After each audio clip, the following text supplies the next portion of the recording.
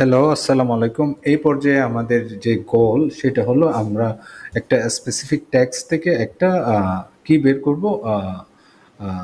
একটা specific sentence থেকে একটা স্পেসিফিক টেক্সট আছে কিনা সেটা আমরা ভেরিফাই করব। যদি থাকে তাহলে ট্রু হবে, যদি না থাকে তাহলে ফলস হবে।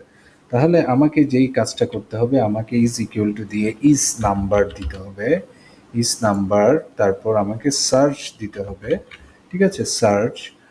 আমি কি সার্চ করতে চাই? Search for spark, SPARK। এই যে স্পার্ক, ওকে, স্পার্ক, ওকে, স্পার্ক। আমি কমা দিলাম, তারপর আমার সেলটা সিলেক্ট করব এবং আমি এটা ক্লোজ করে দিব।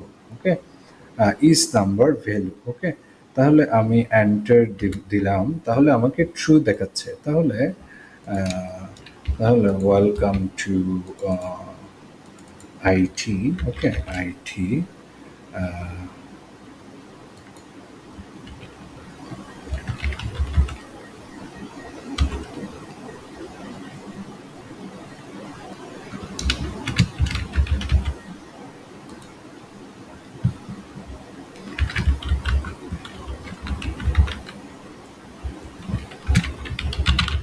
Computer training.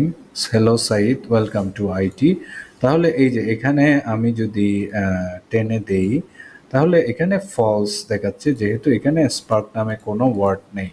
আমি চাচ্ছি যে স্পার্ক আছে কিনা। ওয়েলকাম টু, আমি যদি এখানে স্পার্ক দিই তাহলে এটা ট্রু হয়ে যাওয়ার কথা, যেহেতু স্পার্ক ওয়ার্ডটা এখানে পেয়েছে এই সেন্টেন্সে।